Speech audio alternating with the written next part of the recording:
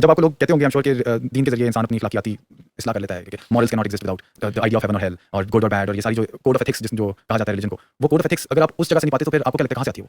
تو آپ ذرا اس بات پہ غور کیجیے کہ سب سے زیادہ چوری چکاری، بدماشی، فراڈ، ٹیکس ایویژن کہاں ہوتا ہے؟ پاکستان میں. کیوں؟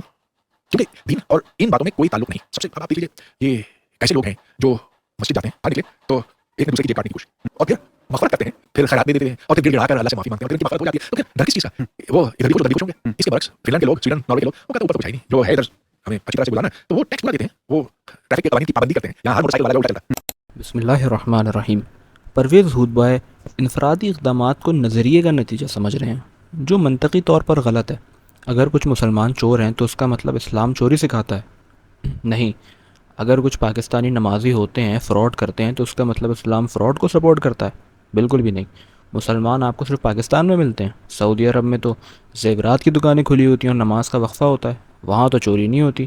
دبئی میں کتنے مسلمان ہیں، ترکی میں کتنے، افریقہ میں، انڈونیشیا میں کتنے مسلمان ہیں؟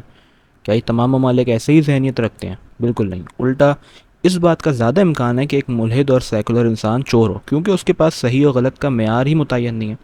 جو آج اس کے لیے غلط ہے کل شاید وہ درست ہو، جبکہ مذہب پر چلنے والے کے پاس مرتے دم تک صحیح غلط کا ایک متعین پیکیج ہے.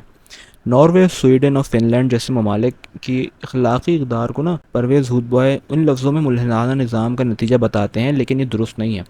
یہ ممالک صدیوں تک عیسائیت کے سخت اخلاقی نظام کے تحت رہے ہیں. پھر اصل مسئلہ ہے کیا؟ اصل مسئلہ یہ نہیں ہے کہ مذہب ناکام ہے، بلکہ اصل بات یہ ہے کہ اسلام پر مکمل عمل نہیں ہو رہا، جس کی وجہ سے اسلامی اصولوں کو ریاستی سطح پر نافذ نہیں کیا جا رہا.